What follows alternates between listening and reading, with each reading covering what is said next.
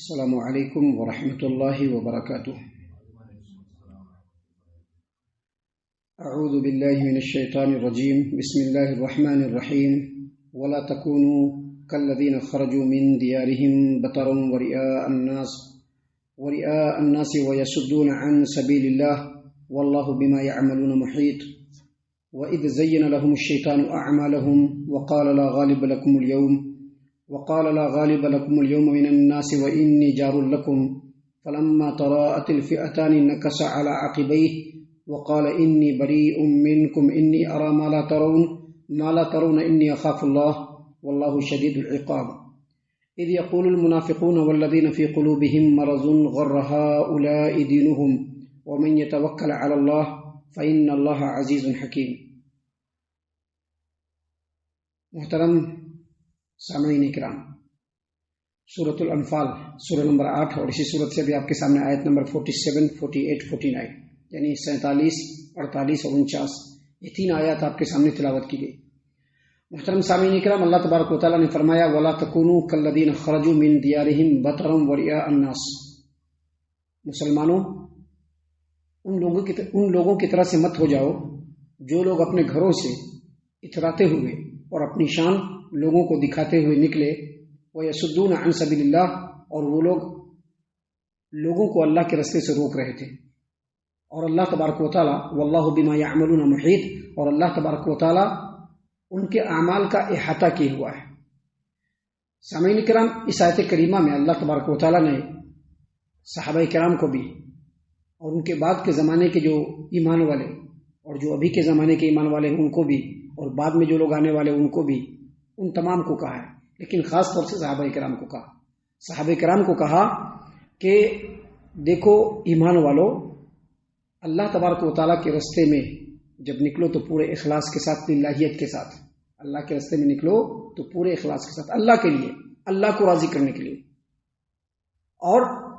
جب اللہ کے راستے میں نکلو تو کثرت سے اللہ تبارک و تعالیٰ کا ذکر کرو، جیسا کہ کل بتلایا گیا۔ جب جنگ کرتے رہو تو جنگ کے میدان میں بھی کثرت سے اللہ کو یاد کرو۔ اور پھر فرمایا کہ جب نکلو تو اس طرح سے نہ نکلو جس طرح سے مشرکین نکلے، یعنی ان کی مشابہت مت کرو۔ وہ لوگ کیسے نکلے تھے؟ بطرن، اتراتے ہوئے، ورئاء الناس، لوگوں کو دکھاتے ہوئے کہ ہمارا یہ، ہمارا وہ، ہماری اتنی تعداد، ہم بہت زیادہ طاقت والے۔ دراصل یہ باتیں جو ہے مشرکین مکہ اور ابو جہل کے بارے میں، ابو جہل کو بتلایا گیا، کہا گیا کہ دیکھیے جس قافلے کے اوپر مسلمان اٹیک کرنے والے تھے اور ان کو اپنے انڈر کنٹرول کرنے والے تھے، کسٹڈی میں لینے والے تھے، وہ قافلہ تو بچ کے نکل چکا ہے، لیکن اس نے کہا کہ نہیں، ہم تو نکل چکے ہیں، اب یہاں سے اس وقت تک ہم واپس نہیں لوٹیں گے جب تک کہ بدر کے چشمے پر نہ پہنچ جائے، جنگ بدر میں جو جس جگہ پہ میدان بدر ہے وہاں پر جو کنواں ہے وہاں تک نہ پہنچ جائے۔ جب تک ہم وہاں پر جا کر کے اپنا ڈیرا ڈنٹا ڈال نہ لیں، جب تک کہ وہاں پر پہنچ کر کے عرب کے قبیلوں کی ضیافت نہ کر لیں، جب تک کہ وہاں پر جا کر کے ہماری مجلس نہ لگ جائے اور ہمارے ساتھ جو گانے بجانے والیاں ہیں وہ گانا بجانا جب تک کر نہ لیں، اور جب تک کمپلیٹ ہم لوگ انٹرٹینمنٹ نہیں کر لیں گے اور ایسا طریقہ اختیار کریں گے کہ اس طریقے کو عرب کے لوگ ایک زمانے تک یاد رکھیں گے، جب تک ہم یہ کام نہیں کریں گے جب تک ہم واپس نہیں لوٹیں گے۔ محترم سامعین کرام، وہ تو شان دکھانے کے لیے نکلا تھا، لیکن اس کو معلوم نہیں تھا کہ بدر کا کنواں ان کے لیے موت کا کنواں بننے والا ہے۔ وہاں پہنچے اور وہاں پر مارے گئے، بری طرح سے مارے گئے، اور بدر کے قلیب کے اندر وہ لوگ بالکل ذلیل و رسوا ہو کر کے مردے حالت میں پھینک دیے گئے۔ یہ ان کے ساتھ حال ہوا۔ اللہ تبارک و تعالیٰ نے ایمان والوں کو منع کیا ہے کہ کبھی بھی اس انداز کو اختیار نہیں کرنا۔ سامعین کرام، ہم یہاں پر بتلا دیں کہ مسلمانوں کے اندر بھی اس طرح کی باتیں ہیں، ابھی اپنی شان دکھانے کے لیے، اپنی جمعیت کو دکھلانے کے لیے، اپنی طاقت اور قوت کو دکھلانے کے لیے، اپنے پیسے اور پاور کو دکھلانے کے لیے بہت سارا طریقہ اختیار کرتے ہیں۔ فار ایگزامپل، مسلمانوں کے اندر ایک جو ہے رسم ہے بارات، آپ کو معلوم ہوگا، بارات مختلف علاقوں میں جب بیٹی کی شادی کرتے ہیں تو بیٹے کی شادی کر رہے ہیں بول کر کے نکلتے ہیں لوگ، پورے خاندان، قبیلے اور گاؤں کے لوگوں کو لے کر کے نکلتے ہیں، 50 کی تعداد میں، 100 کی تعداد میں، 500 کی تعداد میں۔ آپ کو بتا دوں کہ بعض جگہوں پر باضابطہ طے ہوتا ہے کہ کتنا آدمی باراتی لے کر کے آئیں گے، بعض جگہوں پر یہ طے ہوتا ہے کہ کتنے لوگوں کو باراتی لے کر کے آئیں گے، 100 لے کر کے آئیں گے، ٹھیک ہے، 200 لے کر کے آئیں گے، جب وہ آئیں گے تو پوری شان سے آئیں گے کہ ہم باراتی ہیں، راستے میں لوگوں کو اتراتے ہوئے دکھلاتے ہوئے. اور بعض باراتیوں کے اندر جو باراتی نکلتے ہیں اس میں ڈھول تاشے بھی ہوتے ہیں, گانے بجانے والیاں بھی ہوتی ہیں, عورتیں بھی ساتھ میں ہوتی ہیں. اللہ تبارک و تعالیٰ نے اس سے منع کیا, کہا کہ دیکھو مسلمانوں, وَلَا تَكُونُوا كَالَّذِينَ خَرَجُوا مِن دِيَارِهِمْ, ان لوگوں کی طرح سے مت نکلنا جو اپنے گھروں سے نکلے بطرن اتراتے ہوئے, وَرِيَاءَ النَّاسِ, لوگوں کو شان دکھاتے ہوئے, وَيَصُدُّونَ عَن سَبِيلِ اللَّهِ, اور وہ لوگوں کو اللہ کے راستے سے روکتے تھے. اللہ نے فرمایا وَاللَّهُ بِمَا يَعْمَلُونَ مُحِيطٌ, اللہ تبارک و تعالیٰ نے ان کے اعمال کا احاطہ کیا. ان کے اعمال کو اللہ تبارک و تعالیٰ گھیرے ہوا تھا, جس کی وجہ سے وہ لوگ تباہ و برباد ہو گئے. یہ بدر کے اندر جو مشرکین جو ذلیل و رسوا ہو کر کے مرے, اور خاص طور سے ابو جہل اور ان کے ساتھ جو لوگ تھے, ان کے بارے میں اللہ تبارک و تعالیٰ نے آیت کریمہ کو نازل فرمایا.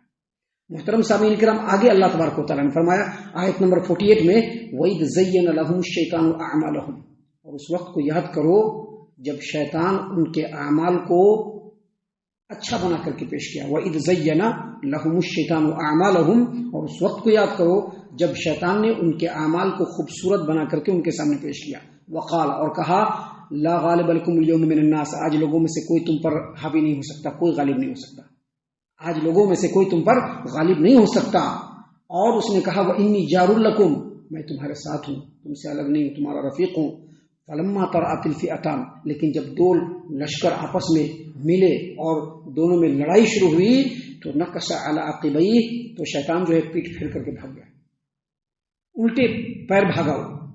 ایڑیوں کے بل بھاگا پلٹ کر کے. وقال, اور اس نے کہا, انی بریء منکم, مشرکو میں تم سے الگ ہوں. انی ارى ما لا ترون, میں وہ دیکھ رہا ہوں جو تم نہیں دیکھ رہے ہو. انی اخاف اللہ, میں اللہ تبارک و تعالیٰ سے ڈرتا ہوں, اور اللہ تبارک و تعالیٰ سخت عذاب دینے والا ہے. محترم سامعین کرام, یہ جو آیت کریمہ ہے, دراصل مشرکین مکہ جب مکہ سے نکلے تو ان کو ڈر تھا کہ بنو بکر بن کنانہ جو ہے ایک قبیلے کے جو لوگ ہیں, وہ لوگ ہم کو نقصان پہنچا سکتے ہیں. تو اب شیطان نے یہاں پر کیا چال کھیلا, شیطان نے بنو بکر بن کنانہ کے ایک سردار کی شکل کو اختیار کیا, سراقہ بن مالک بن جوشم کی شکل کو اختیار کیا شیطان نے, اور اپنے ساتھ پوری شیطان کے ابلیس جو ہے وہ بنو بکر بن کنانہ کا ایک سردار سراقہ بن مالک بن جوشم, اس کے شکل صورت کو اختیار کیا, اس کے حیات کو اختیار کیا, اور اس کے ساتھ شیطانوں کا پورا لشکر تھا, اور اس کے ہاتھ میں وہ جھنڈا بھی تھا. وہ آیا اور مشرکین مکہ کے پاس آ کر کے, خاص طور سے ابو جہل کے پاس آ کر کے اس کے ہاتھ میں ہاتھ دیا, ملا, اور کہا کہ ہم سے ڈرنے کی ضرورت نہیں ہے, تم جو کر رہے ہو بالکل ٹھیک کرو. اللہ نے کیا کہا کہ اس وقت کو یاد کرو جب شیطان نے ان کے اعمال کو خوبصورت بنا کر کے پیش کیا. تو اس نے کہا کہ آپ لوگ بہت اچھا کر رہے ہیں.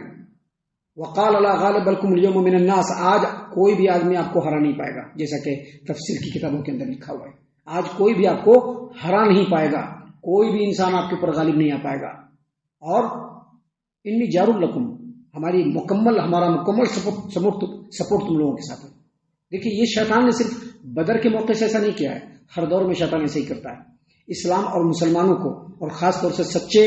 توحید کے منہج کو مٹانے کے لیے شیطان ایسے ہی ان کے دشمنوں کا اور ان کے مخالفین کا پیٹ تھپتھپاتا ہے کہ دیکھو تم ضرور مٹا دو گے ان لوگوں کو, تم ضرور ان لوگوں کو ختم کر دو گے. لیکن اللہ تبارک و تعالیٰ اسلام کو بھی مٹنے نہیں دے گا, مسلمانوں کو بھی مٹنے نہیں دے گا, اور توحید کو بھی مٹنے نہیں دے گا. اس وقت بھی یہی ہوا. اس نے کہا کہ تم لوگوں کو کوئی ہرا نہیں سکتا ہے, اور میں تم لوگوں کے ساتھ ہوں. جب جنگ شروع ہوئی, اللہ نے فرمایا فلما ترأت الفئتان, جب دونوں لشکر آمنے سامنے ہوئے اور صف بندی ہو گئی, تو نبی صلی اللہ علیہ وسلم نے مٹی میں اٹھایا اور مشرکین مکہ کی طرف اچھال دیا. مٹی اچھالا, ادھر سے فرشتے کا نزول ہوا. سیدنا ابلیس وہیں پر موجود ہے. جبرائیل علیہ السلام فرشتوں کے ساتھ نازل ہوئے, تو جبرائیل علیہ السلام ابلیس کی طرف متوجہ ہوئے. اور ابلیس کیا کر رہا تھا اس وقت, شراکا بن مالک بن جوشم کی شکل میں تھا, اور اس نے ابو جہل کے ہاتھ میں ہاتھ رکھا ہوا تھا, مشرک کے ہاتھ میں ہاتھ رکھا ہوا تھا. جیسے ہی جبرائیل علیہ السلام نازل ہوئے اور ابلیس کی طرف متوجہ ہوئے, ابلیس ہاتھ چھڑا کر کے بھاگا, اور اپنے پورے لشکر کو لے کر کے دم دبا کر کے بھاگ کھڑا ہوا. تو پیچھے سے مشرک جو ابو جہل ہے اس نے پوچھا کہ تم تو ابھی کہہ رہے تھے کہ میں تمہارے ساتھ ہوں, تمہاری حمایت کر رہا ہوں, تمہارے سپورٹ پہ بھاگے جا رہے ہو, کیوں؟ تو اس نے کہا کہ انی بری منکم, بھائی میں تمہارے ساتھ نہیں ہوں, میں تمہارے ساتھ نہیں. یہ ہمیشہ کا معاملہ ہے, جب بھی کفر, شرک, بدعات, خرافات جو صحیح اسلامی عقیدے کے مخالفین ہیں، جب بھی وہ اس طرح کی حرکت کرتے تو پہلے شیطان ان کو اکسا کے آگے بڑھاتا ہے اور بعد میں پیچھے ہٹ جاتا ہے۔ اس نے کہا انی بریء منکم، میں تمہارے ساتھ نہیں ہوں، انی اری ما لا ترون، میں وہ دیکھ رہا ہوں جو تم نہیں دیکھ رہے ہو، کیونکہ وہ جبرائیل علیہ السلام اور فرشتوں کو دیکھنے کے لیے نازل ہو رہے ہیں۔ اب خیر نہیں ہے ان لوگوں کی، بھاگ کھڑا ہوا، کہا کہ میں وہ دیکھ رہا ہوں جو تم نہیں دیکھ رہے ہو، انی اخاف اللہ، میں اللہ سے ڈرتا ہوں اور اللہ تبارک و تعالیٰ سخت عذاب دینے والا ہے۔ محترم سامعین کرام، اس میں تمام انسانوں کے لیے یہی نصیحت ہے کہ وہ اسلام کو نہیں مٹا پائیں گے، وہ مسلمانوں کو نہیں مٹا پائیں گے، وہ صحیح عقیدے اور منہج کو کبھی بھی نہیں مٹا پائیں گے۔ البتہ وہ کوشش کریں گے ضرور اور شیطان ان کو اکسائے گا ضرور، لیکن اصل میں جیت جب بھی ہوگی، غلبہ جب بھی ہوگا، اللہ تبارک و تعالیٰ توحید کو ہی غلبہ دے گا اس روئے زمین پر، کیونکہ یہ پوری روئے زمین کس کی ہے؟ رب العالمین کی ہے۔ محترم سامعین کرام، آگے اللہ تبارک و تعالیٰ نے فرمایا اذ یقول المنافقون والذین فی قلوبہم مرض غر ہؤلاء دینہم ومن یتوکل علی اللہ فإن اللہ عزیز حکیم، اور اس وقت کو یاد کرو جب منافقین اور وہ کافر لوگ جن کے دلوں میں بیماری تھی، ان لوگوں نے کہا، وہ لوگ کیا کہہ رہے تھے کہ غر ہؤلاء دینہم، یہ جو مسلمان ہیں ان کے دین نے ان کو دھوکے میں ڈال رکھا ہے، کیونکہ مسلمانوں کی تعداد بہت کم تھی پہلے ہی، لیکن جب جنگ شروع ہوا تو اللہ تبارک و تعالیٰ نے مسلمانوں کی آنکھوں میں کفار مشرکین کو کم کر کے دکھلایا، اور کفار مشرکین کی آنکھوں میں بھی مسلمانوں کو کم کر کے دکھلایا۔ اب کفار مشرکین نے دیکھا کہ مسلمان کم ہے تو کہا کہ آج ان کا صفائی ہم لوگ کر دیں گے، اور اسی وقت ان لوگوں نے کہا، کیا کہا کہ ان کے دین نے ان کو دھوکے میں ڈال رکھا تھا، یہ اتنی ساری چھوٹی سی تعداد میں ہم لوگوں کا کیا بگاڑ لیں گے، ہم ان لوگوں کا تو صفایا کر دیں گے۔ اللہ تبارک و تعالیٰ نے آگے فرمایا وَمَن يَتَوَكَّلْ عَلَى اللَّهِ، تعداد کی کوئی بات نہیں ہے، 2 ہو 4 ہو 10 ہو 20 ہو 50 ہو 100 ہو 200 ہو 500 ہو 1000 ہو، تعداد کا کوئی مسئلہ نہیں۔ جو بھی اللہ تبارک و تعالیٰ پر بھروسہ کرے گا فإن اللہ عزیز حکیم، تو اللہ تبارک و تعالیٰ سب چیزوں پر غالب ہے، ہر ایک پر غالب بھی ہے، اور اللہ تبارک و تعالیٰ حکمت والا بھی ہے۔ یہاں پر اس آیت کریمہ میں اللہ تبارک و تعالیٰ نے ہر دور کے مسلمانوں کو یہ تعلیم دی ہے، یہ نصیحت دی ہے کہ آپ اپنے تمام معاملات میں اللہ پر توکل کر لیجئے۔ جب آپ اللہ پر توکل کر لیں گے تو اللہ ہر چیز کے اوپر غالب ہے اور ہر حال میں غلبہ دے گا اللہ تعالیٰ۔ محترم سامعین کرام، یہ سب باتیں ہیں جو اللہ تبارک و تعالیٰ نے ہم لوگوں کی نصیحت اور خیر و بھلائی کے لیے نازل فرمائی ہیں، ہدایت کے لیے نازل فرمائی ہے۔ ہم اللہ سے دعا کرتے ہیں کہ اللہ تعالیٰ ہم تمام کو ان تمام باتوں کے اوپر خوب غور و فکر اور تدبر کرنے کے ساتھ ساتھ ان باتوں کے اوپر عمل کرنے کی بھی توفیق عنایت فرمائے، آمین۔